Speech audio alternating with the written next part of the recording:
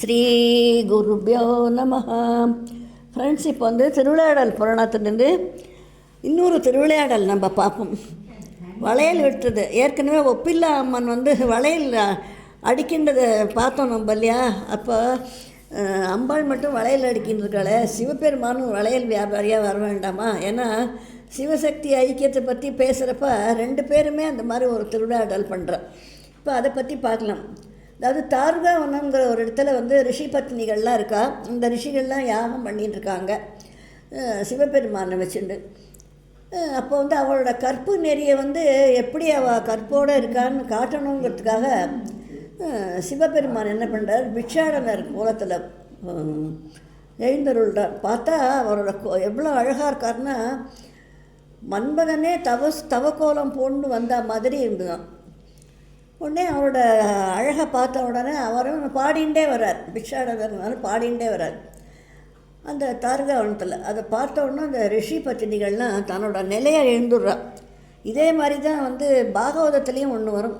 அதாவது கிருஷ்ணர் விளையாடின்னு இருக்க போது அங்கே ரிஷிகள்லாம் யாகம் பண்ணிட்டு இருக்கிறப்போ, கிருஷ்ணர் எனக்கு பசிக்கிறது, சாப்பாடு கொடுன்னு போய் கேளுன்னு ஒருத்தர் அனுப்பினப்போ அந்த ரிஷிகள்லாம் அந்த பத்தினிகள்லாம் கொண்டு வந்து கொடுத்துட்றா. அவள் ஆம்படையான்னு சொன்னதை கேட்காம. கடைசியில் அவளுக்கு அது தெரியும் கிருஷ்ணர் தான்ட்டு. அதனால் அந்த மாதிரி நிகழ்வு இதுலேயும் பாகவதத்துலேயும் ஏற்பட்டிருக்கு. இதே போல் இதில் வந்து கொஞ்சம் வித்தியாசமாக இருக்குது. அவர் பாடின்னு வர அந்த பாட்டையும் அவரோட உருவத்தையும் பார்த்த உடனே அவளுக்கு அவர்கிட்ட ஒரு ஆசை வந்துடும். உடனே அந்த காமத்தால் என்ன பண்ணுறா, அவள் மதி மயங்கி போய்ட்றா. அவரோட பாத்திரத்தில் பிச்சை போடுறா.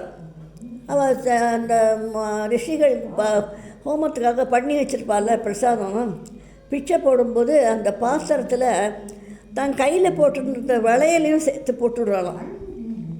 அது மட்டும் இல்லாமல் அவளுக்கு வெக்கமே இல்லாமல் போய்டுறது. இடுப்பில் அணிந்திருந்த ஆடைகளும் மேகலையும் வந்து, அதாவது ஒரு ஒட்டியான மாதிரி ஒன்று போட்டுருக்கா, அதையும் எழுந்துடுறா. அவளோட ஆடைகள்லாம் நெகிழ்ந்து போடுறான். உடனே ரிஷி பத்தினிகள்லாம் அந்த பிட்சாடனர் பெருமான கிட்ட நெருங்கி வந்து பார்த்துட்டே இருக்கா.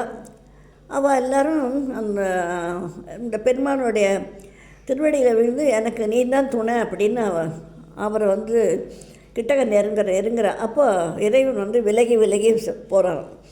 அப்போ வந்து அந்த மாதர்கள் வந்து நீங்கள் எங்களை வந்து தழுவாமல் போனேன்னா இந்த அவிழ்ந்து போன ஆடையாவது உடுத்தி விடுன்னு கேட்குறான். அதே மாதிரி கைகளில் விட்டு கழற்றி வளையல்கள் உன்னோட பிச்சான பாத்திரத்தில் விழுந்துட்டு அதை என் கைகளில் போடுன்னு அவள் வேண்டுறான். அப்போ அவர் நாளைக்கு வந்து நான் போடுறேன் அப்படின்னு சொல்லிட்டு மறைஞ்சு போய்ட்றாராம். உடனே இந்த தார்காவனத்து பத்தினிகள்லாம் என்ன பண்ணுறா, அவர் மேலே வச்சுருக்கிற ஆசையை அவளால் மனசை வந்து இழுக்க முடியல. உடனே அவள் வந்து அதே நினச்சிட்டே உட்காண்டிருக்கார். இவளோட நிலையை பார்க்குற அந்த ரிஷிகள், கணவர்களாக ரிஷிகள், உடனே அவளுக்கு தியான திருஷ்டியில் தெரியுது இந்த திருவிளையாடல் பண்ணினது சோமசுந்தர பெருமான் தான் அப்படின்னு தெரிஞ்சுக்கிறார். ஆனாலும் தன்னோட பத்தினிகள் கற்பு நிலையிலேருந்து மாறினதுனால நீங்கள் வந்து மதுரை மாநகரத்தில் வணிகர் குல மகளாக பிறப்பீர்கள் போங்க அப்படின்னு சொல்லிட்டு சாபம் கொடுக்குறார். உடனே எங்களுக்கு சாப விமோசனம் எப்படி வரும், எப்போ வரும்னு கேட்குறார். அப்போ மதுரை மாநகரத்துக்கு வந்து இறைவனும் சோமசுந்தர பெருமான் அவர் வந்து எப்போ அவங்களோட கைகளை தொடராரோ அப்போ சாபம் விலகும்னு சொல்கிறார். சரினே அந்த பத்தினிகள் எல்லாரும் மதுரை மாநகரத்தில் ஒரு வணிகர் குலத்தில் பெண்களாக வந்து பிறக்கிறா. அவள் வளர்ந்து பருவ வயசு அடைஞ்ச உடனே அந்த அழகும் இளமையாகவும் இருக்காவா. அந்த காலத்தில் குலபூஷண பாண்டியன்கிறவன் வந்து மதுரையில் ராஜாவாக இருந்தோம். சிவபெருமான் என்ன பண்ணுறார், தன்னோட அவரோட கணவரோட சாபத்தால் இந்த மாதிரி பிறந்திருக்கிற அந்த ரிஷி பத்தின்களுக்கு அருள் பண்ணணும்னு அவர் நினச்சிட்டார். உடனே தன்னோட திவ்ய மேனியை, அந்த சிவபெருமான் தான் சிவன்கிற மேனியை மறைச்சிண்டு வளையல் விற்கிற வியாபாரி போல் வேஷம் போட்டுக்கிறாராம். அப்போ வந்து தான் வந்து முன்னாடி அந்த ரிஷி பத்தினிகள் முன்னாடி தோன்றிட்டு அவள் பிச்சை போடுறப்போ வளையலும் அந்த போட்டாரோன்னு அந்த வளையல்களை மொத்தம் சேகரித்து ஒரு பட்டு கயிற்றில் கோத்துட்டு எடுத்துன்னு வரார். சரி, திருப்பி அதையே அவளுக்கு போடுவோம். ஏன்னா இவர் சொல்லியிருக்காருன்னா அந்த ரிஷிகள் எப்போ சோமசுந்தர பெருமான் உங்கள் கைகளை தொடராரோ அப்போ சாப விமோசனம் ஆகும். அதனால் அவள் கையிலேருந்து விழுந்த வளையலையே திருப்பி அவளுக்கு போடலாம் அப்படின்னு மனசு வச்சுட்டார் அவர், அதாவது அருள் பண்ணணும். உடனே மதுரை மாநகரில் வந்து வேதம் சொல்லக்கூடிய அந்த வாயாங்கிற அதை திரும்ப சிவபெருமான் வளையல் வாங்குவீர் வளையல் வாங்குவீர்னு கூப்பிட்டு ஒரு வளையல் வியாபாரி எப்படி போவானோ அப்படி போகிறார். உடனே அந்த குரலை கேட்ட உடனே அவளுக்கு தானும் வளையல் அடிக்கணும், பெண்கள் தானே. உடனே வீதிக்கு ஓடி வந்து அந்த வளையல்காரர் முன்னாடி நிற்கிறா. பார்த்தா அந்த வளையல்காரர் வந்து ரொம்ப அழகாக இருக்கார். அதனால் முதல்ல வந்து அவளுக்கு பயப்படுறா, பெண்களுக்குரிய அச்சம் நாணம்லாம் இருந்தது. ஆனால் மனசு வந்து தடுமாறுது அவரோட அழகை பார்த்து. உடனே அவள் வந்து வளையல் விற்பவரை சூண்டுகிறா அந்த வணிகக்குள்ள மகள்லாம். உடனே தங்களோட கைகளுக்கு வந்து வளையல் போடுங்கன்னு அந்த வணிகரை கெஞ்சி கேட்டுட்டு வளையல் வியாபாரியை கை நீட்டுறான். உடனே வணிக பெருமான், அதாவது வணிக பெருமானாக வந்த சிவபெருமான் தன்னோட கரத்தால் மங்கையரோட அந்த வணிகக்குளம் பெண்களோட கைகளை பற்றி பல வகையான நல்ல வளையல்களை போட்டாராம். போட்டு திருப்பி அவர் மேலேயே ஒரு அன்பு வரா மாதிரி பண்ணுறார். உடனே அந்த பெண்களும் திருப்பி மனசை இழந்து திரும்ப திரும்ப ஏதாவது ஒரு காரணத்தை வச்சுட்டு அது ஒருத்தரை பிடிச்சோன்னா திருப்பி அவளோட பேசணும்னு தோன்றது, அவள் முன்னாடி போய் நிற்கணும்னு தான் தோன்றது இல்லையா, மனசு தானே. அந்த மாதிரி அவளும் வந்து நிற்கிறா.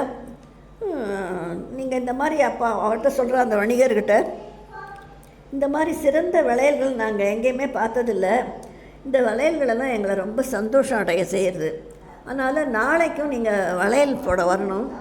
சரி இருங்க, வளையலுக்கான விலையை தரணும்னு சொல்கிறார். அதுக்கு என்ன விலையை நாளைக்கு வந்து வாங்கிக்கிறேன்னு சொல்லிட்டு மறைஞ்சு போய்டுறார் சிவபெருமான். உடனே மதுரை மக்கள் எல்லாரும் வளையல் வணிகராக வந்து தன்னோட மனசை கவர்ந்து போன்றவர் சிவபெருமான் தான் தெரிஞ்சு ஆச்சரியப்படுறார், ரொம்ப சந்தோஷப்படுறான். உடனே சோமசுந்தர பெருமான் எப்போ உங்கள் கரத்தை தொட்டு வளையல் அனுப்பிக்கிறாரோ அப்போது அந்த சாபம் நீங்கும்னு சொல்லியிருக்கால. அப்போ அந்த கரத்தை தொட்டு வளையல் அனுப்பிச்சதுனாலேயே, ஏன்னா மனசால் அவள் கற்பழிந்துட்டா, அதனால் அவள் எல்லாருக்கும் கருவுற்ற, அதாவது